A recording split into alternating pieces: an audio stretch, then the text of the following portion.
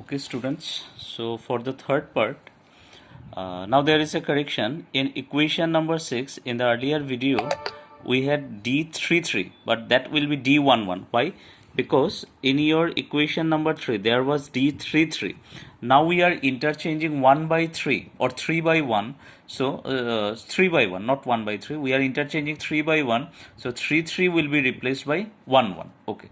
So up to equation number 6 we had shown in our earlier video. Now what we do, interchanging 1 and 2 in equation number 6. So in this equation we interchange 1 and 2 in di. So your sigma 1 will be sigma 2. This is minus b, same as it is. A31 it will be same. D22 will be changed by D11. D33 will be same because we are interchanging only 1 and 2. And D11 will be replaced by D2. So we have till now we have our equation number 1, 2, 3, now 4, 5 and 6. Achha. Now what we do, so equating the coefficient of like terms from all these equations. So how we compare? First we take our equation number 1, this one, and equation number 6. Okay. Now if you look at these two equations, why we have taken 1 and 6? Because the left hand side of equation number 1 is sigma 1 and the left hand side of equation number 6 is sigma 1. So that's why we have taken 1 and 6. Okay. So if you just take the coefficient of D11 from equation number 1, that is A11, and what is the coefficient of D11 from equation number 6? It is A33. So if you compare these two case, we have obtained A11 equal to A33. Okay, clear? Now we consider the coefficient of D22. So the coefficient of D22 is A12. And in your equation number 6, the coefficient of D22 is A31. So that two are same. That is A12 equal to A31. Similarly, the coefficient of D33 is A13, and here the coefficient of D33 is A32. So that is A13 equal to A3. In the same way, if you take the equation number 4 and 7, you are getting these two are common. A13 equal to A13 and A12 equal to A32. Okay. Similarly, if you consider second equation and the seventh equation, you will get A22 equal to A33. How? A22 is the coefficient of your D22, and in your equation number 7, A33 is the coefficient of D22. Similarly, you will get A21 will be A31 and A323 equal to A32. So from this part, what we are getting? A11 equal to A33 and A33 equal to A22. So means your A11, A22 and A33, they are same.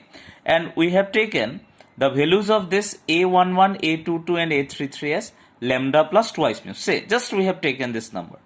And if you take the others, you see A12 equal to A31, A31 equal to A13, A12 equal to A32. So all are same. All those coefficients where the numbers are not same, they are same. You can verify it.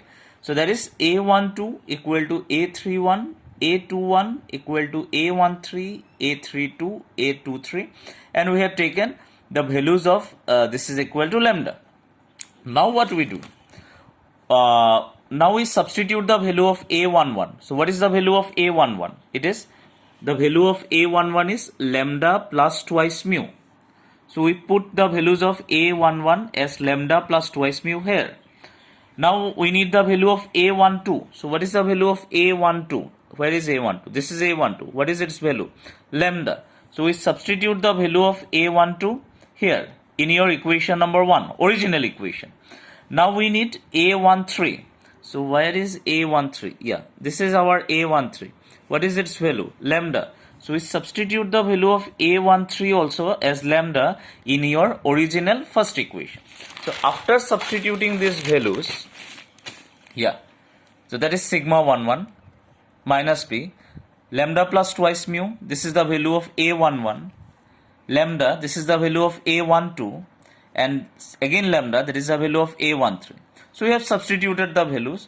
And after substituting, we are getting this equation. Okay. Now what is our D11? If you go back, D11, this is nothing but the rate of change of strain from your strain chapter. Okay. Okay. Now what is your E11? That is the first normal strain. So this is del x of U1. If you look at the notes of your strain, and what is U1? This is U1 is the first displacement component along x-axis. So that is del x of ddt of U1. Now the meaning is rate of change of displacement along x-axis. So this is nothing but the velocity component along x-axis, and this is your U. So our D11 equal to your del x of U. Similarly, D22, this will be the rate of change of your second strain E22. So that will be your del V del Y, and D33 it will be del W del Z.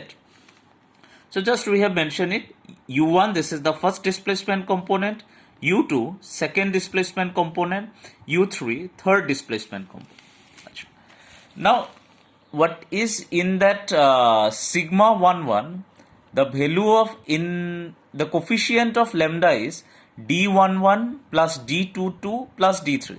Now what is the meaning of that D11 plus D22 plus D33?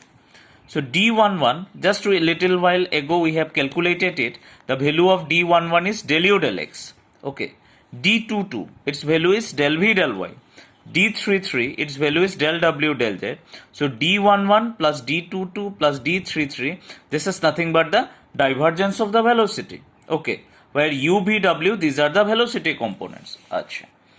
So lambda into divergence of the velocity. Fine. Similarly, in the same way, you can show that your sigma 22 will be this expression and sigma 33 is this one. Now another factor comes as, if you remember the diagram of stress, the diagram of stress is like this one. This is the case. Okay.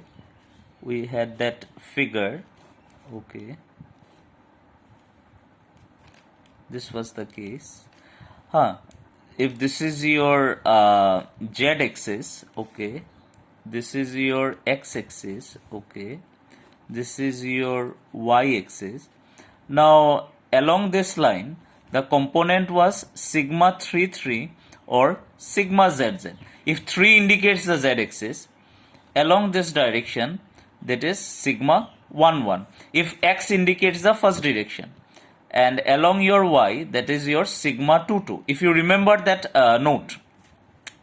And same way, the pressure also acts along the same case, but along the opposite direction. The pressure acts inward normal, and your sigma 33, sigma 11 and sigma 22, those are the outward normal. But the pressure acts inward normal. Pressure is along the inward direction. So those pressure P actually comes only in the expression of sigma 11, sigma 22 and sigma 3. But we had the others also, na? This is for only for a particular case. But for in general case, the expression or the relation will be sigma ij, where I and j, they are not same. Will be minus p delta ij. Now this is a new tensor, new term, delta ij. It is called as Kronecker delta. Kronecker delta. Its value will be 1 when I is equal to j, and its value will be 0 when I is not equal to j. Okay, so the pressure term will come only in the expression of sigma 33, sigma 11 and sigma 22. Okay, so if your I and j, they are same, like your sigma 11, sigma 22 and sigma 33, then this part will come into the picture.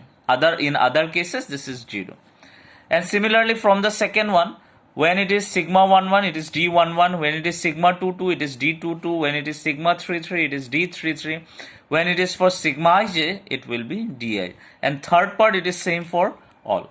So this relation is the constitutive equation in the most general form.